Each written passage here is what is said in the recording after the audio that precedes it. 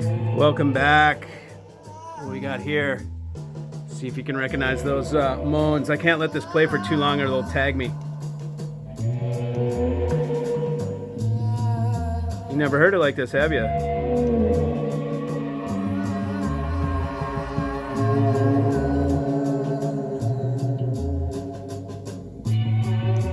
So yeah, I'm gonna have to stop this about right now because I'll get nailed for copyright some bullshit. Anyways, so check it out. This is a teaser for what we got coming up for you. This is one of my tape machines. The other one's over here. It's buried. That's the Studer master tape recorder. This thing, believe it or not, came out of Sunset Sound. It's got the tag on back and everything. That's where this had its life and its professional life. Who knows what bands were recorded on that thing, but some famous ones, you can count on it. So right here, we've just got the simple setup. We've got the reel-to-reel. This is an Otari 5050 Mark III. So this is the latest one, the most recent one before they stopped making it. The thing that's great about this is the tape handling is much gentler than the Mark IIs or the earlier ones. This thing's nice and gentle on the tape. It sounds okay out of this thing, but I've seen that there's some mods that can be done inside, so of course I'll do the mods and make it sound better. But coming up, I'll be going through music, man, with you guys. It won't be so much about the gear. We're going to be going through killer music. I've got about 100 to 200. I've got more like 200 quarter-inch 2-track tapes from the 70s to the early 80s that are original tapes that I'm going to have to bake, and then we'll play it through the machine. I'm going to have to I'll get a digital recorder, and I'm going to record them at the same time that I'm playing them through to get a digital capture that is like high resolution digital so that I can archive all the tapes that I have. So we're just playing it through, we're coming out of the machine, and then this is a preamp right here, Stello, from Simon Lee. He made that. Great piece. It's a fully differential Class A line stage. And then we've got, of course, Jeff Rowland 625 S2, phenomenal Class AB amplifier, 350 watts per side. And we're playing to mad speakers, the Bucharts. Just because I happen to have them over here, and you just heard what it sounds like. Now, what I'm going to do in a second is I got another tape I can put on here that is from a band that's not like some big popular band that's had records and all that stuff. It's rock and roll. It's probably going to be pretty kick-ass. So I'll do that in a second, and we can listen to it. But we're not going to get all, because I'm doing this with my phone right now, we won't get all picky about the sound quality or whatever. I can come back, and we'll do some recordings with the Otari the way it is right now, and then after I modify it, and we'll see if it sounds better, but it should. So hang on, and I'm going to get the other tape, because this one's Zeppelin, by the way. You know what's really super cool is, let's see, we'll get this sheet. So 1968, okay, was when this thing was recorded, right? Okay, so just to put this into perspective for you, the tape that's on this reel right here was originally recorded in 1963. Okay, so since 1968. So since 1968, this music that is on this tape has never left tape. It's been on tape the whole time.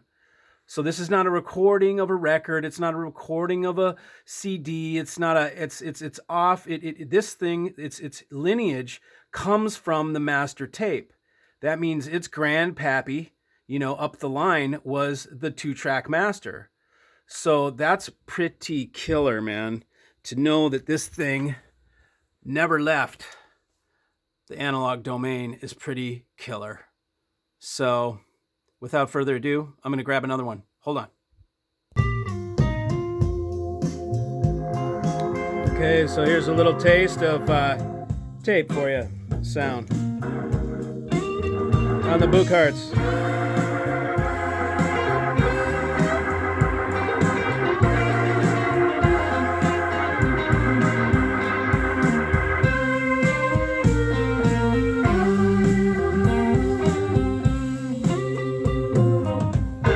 Please don't tell me it's true. I won't see you no more. Pretty damn damn good, huh? Put my head in my hands.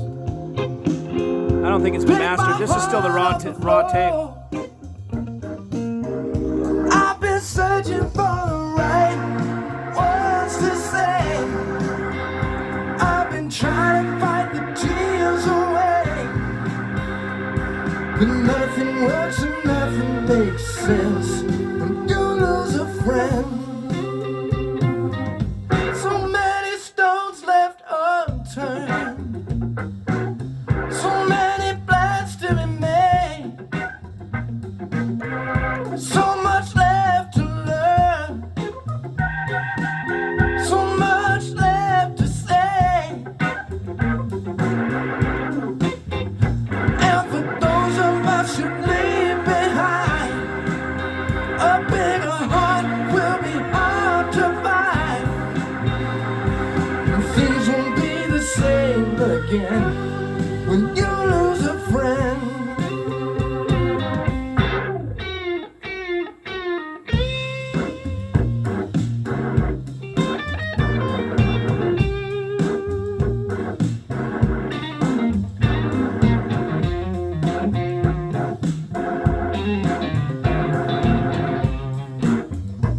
Here's the guy. Davey Knowles is the guy. Still got work to do.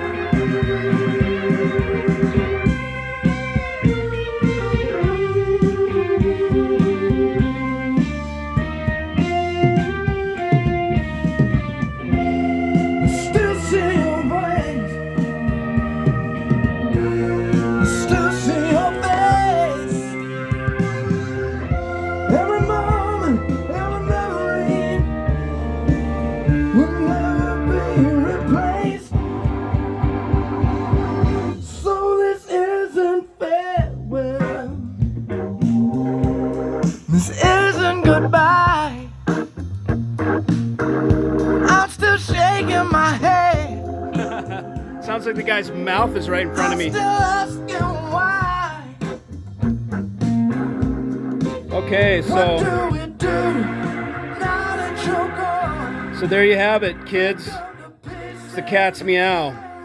It's been recorded onto tape and it's being played back on tape.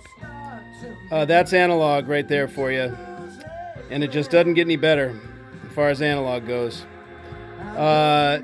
And I have yet to see tape that will, or I mean, I'm sorry, CD or whatever that will rival that.